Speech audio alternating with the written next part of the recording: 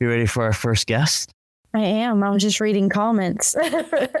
I actually got a chance to meet her at Fear Expo this past year. We're going to bring on Lexi Harrington from Black Goat Costuming. Hi, guys. How's it going? What's going on, Lexi? Good to see you again. It's so good to see you again, too. I feel like Fear Expo just happened, and it was such a great experience. So it's awesome seeing your face. Yeah, like what a whirlwind. Like, I mean, it was almost as quickly as it came on. It was like over. It was, I don't know, it was kind of happy and exciting and depressing all at the same time. Yes, exactly. It was over, but. So if I recall correctly, you and I had a conversation while we were down there. This was your first time vending as a haunt vendor for a show. So tell us about your experience and what I know you're a haunter. I know you come from a haunting background, but what was your experience like? I mean, how much fun did you have? What did you like? What did you hate? It was so much fun. I had an amazing time. I think one of the most fun things was just walking around and seeing what like everybody else was doing and like going through your black light area. It's just like the best part is just being around other people that are just like obsessed with haunting and obsessed with Halloween and obsessed with horror. I think all of us are so lucky to have like something that we're so passionate about and that we're just so in love with. So getting to meet other people that have that was amazing. God, the mannequins are a pain in the ass. I feel like the mannequins are probably what I liked least, putting them together. But setting up the display was fun and just getting to meet everyone was awesome. Yeah, having you down there was great. You bring a very unique side to costuming when it comes, because you see a lot of costuming vendors and you see a lot of great, just imaginative, crazy zombie. I mean, just things from stem to stern, some of the most meticulous and crazy things that you could possibly think of. And then you roll up and you kind of bring a whole different look to what a haunt costume can be. It's more of a, in my opinion, in my eyes, it was a very like elegant, artistic type of style into haunted house things, very Victorian, I guess you could say. It was really cool. It was kind of like a breath of fresh air to see something new like that, show up. So tell us about your line. Tell us what you have. Oh, thank you so much. Yeah, I do love like the Victorian look. I'm definitely so obsessed with like era inspired clothing. So I think that like played a big part. And I don't know, I went through this weird like kind of obsession with like creepy attic looking kind of doll costumes. So a lot of the things that I rolled up with were things that I was like, what would you see on like a creepy kind of porcelain doll that I can turn into like a human-sized outfit?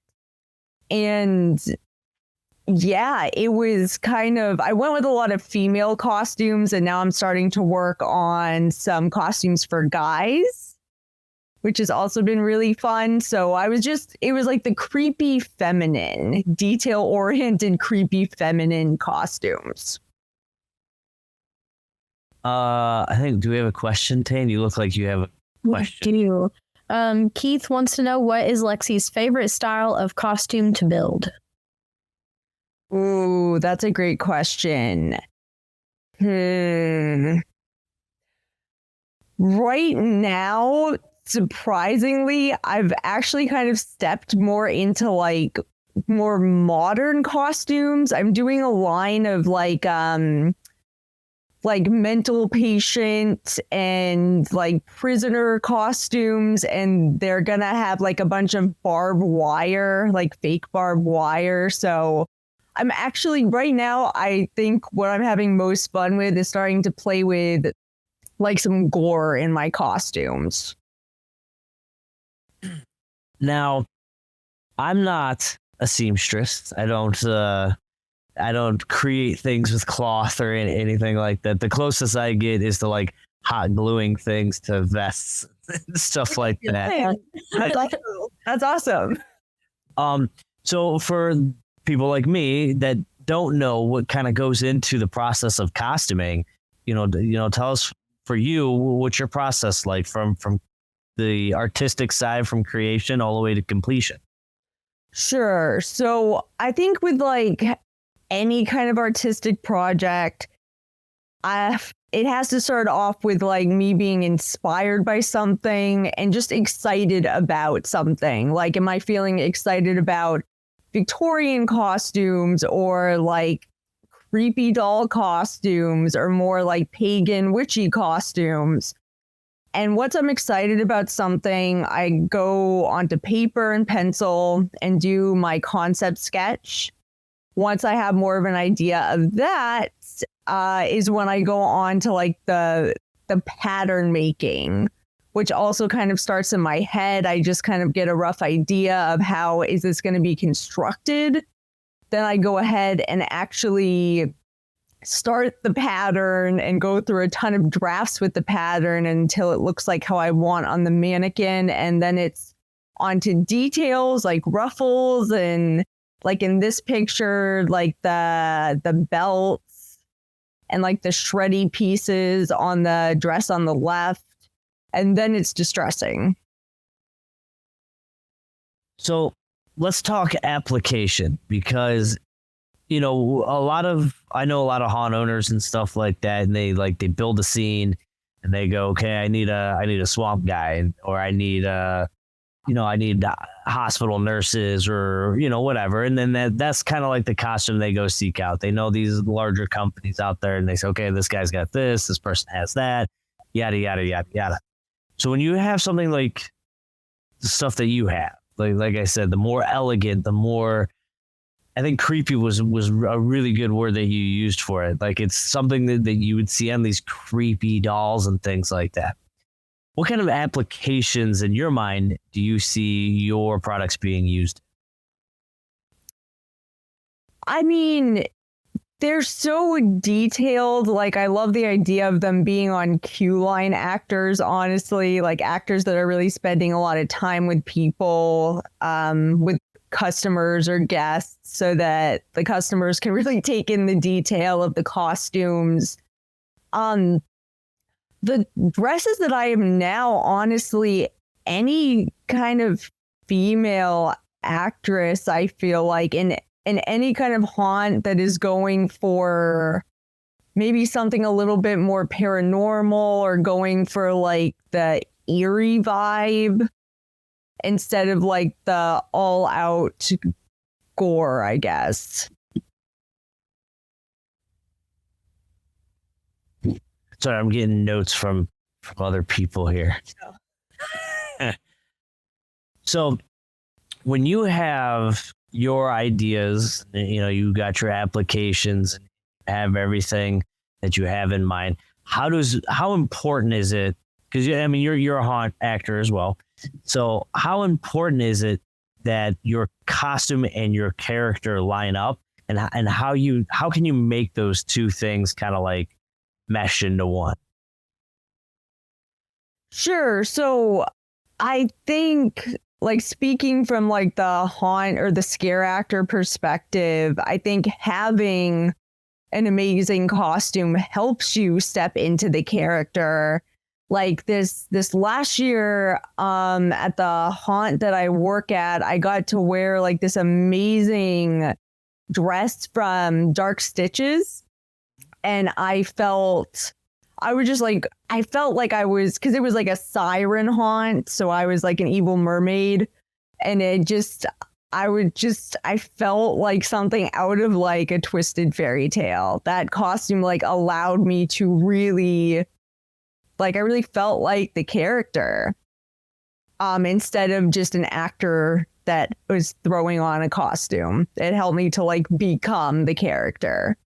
So I think it's important, definitely, that the character and the costume align.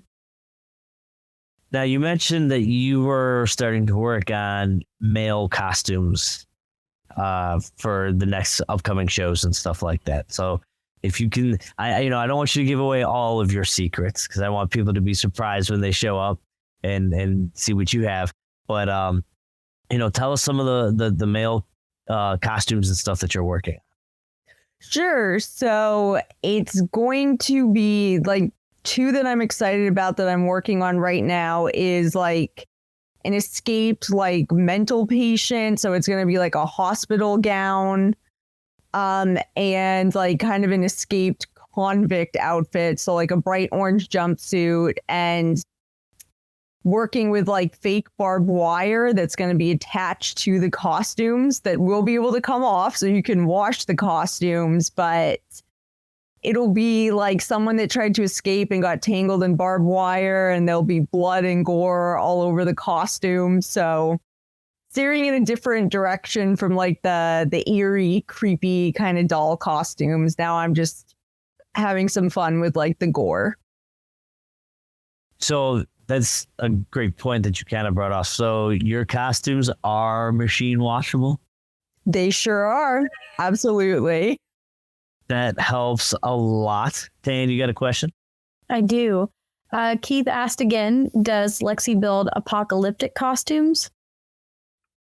I have not dabbled in apocalyptic costumes, but I have some ideas. And I know that's like a really popular thing in the haunt industry, especially right now. So I do love the idea of like society ending, like the insanity and the violence that comes with that. And I just finished watching The Last of Us. So now I'm very inspired to do some like apocalyptic costumes for sure. Oh, that'd be really, really cool. Apocalyptic theme has been, even since I was a kid. I remember watching Mad Max Beyond Thunderdome and just being completely like mesmerized by that kind of, I for like years, I thought that's what just like Australia was. That's just like what people were doing in Australia. And I was like, I'm going to Australia. This looks so cool.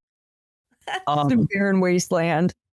So I know a big problem that a lot of haunts have. And every time I get somebody that is an expert in costuming, I always want to bring this up because I want people to elaborate and learn from this. How do you take care of costumes? The best way that you know how to take care of costumes? Definitely just machine, like washing them is great, but anything that you can do to like preserve them. So like washing them in like a delicates bag or like hand washing them, even if it's a costume that has like some more fragile pieces. Just being gentle with it when you're cleaning it is probably my best advice. Now, what about for actors that say are wearing an expensive costume? And I'm not, because like your costumes are very reasonably priced. I mean, I was surprised. I was kind of putzing around your booth when nobody was down there on the showroom floor. I was looking around at some things and like, I was actually kind of surprised for having handmade costumes. I don't want to like let the cat out of the bag, but like I was very, very shocked by that. So when an actor has a costume on, what kind of precautions and stuff should they be taking in care for the costumes? Sure. So just being kind of like aware of whatever room they're acting in, if there's anything that the costume could get like snagged on or if the costume could rip. But again, as like someone who's done scare acting, I feel like that just kind of comes with the territory.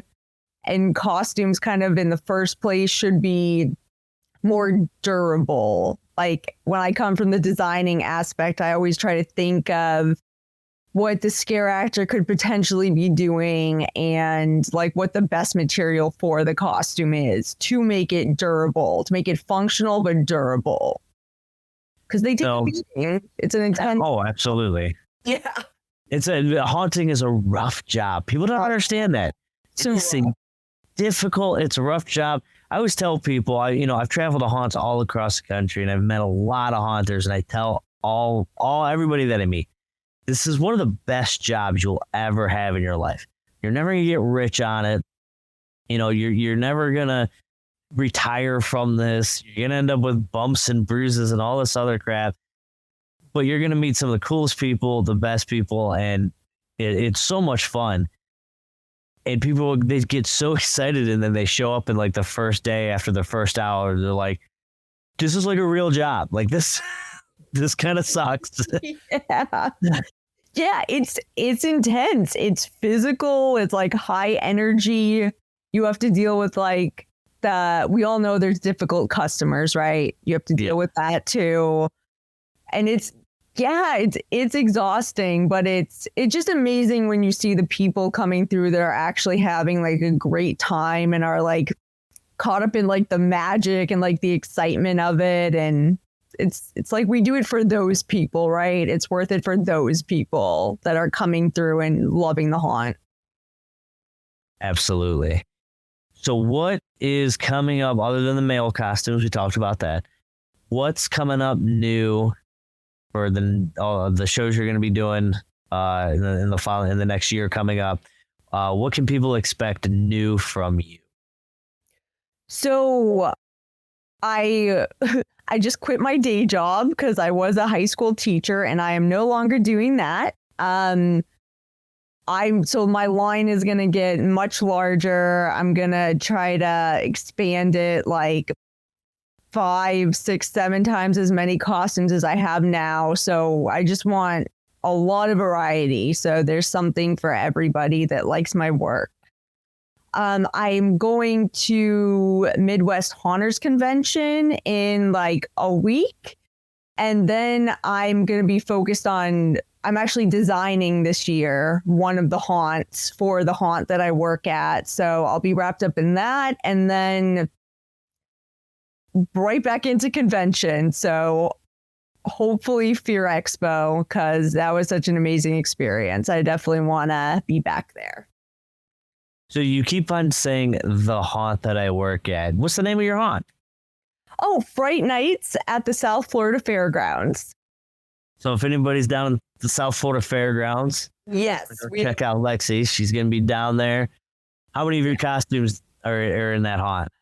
There's going to be 3 or 4 that I do from scratch.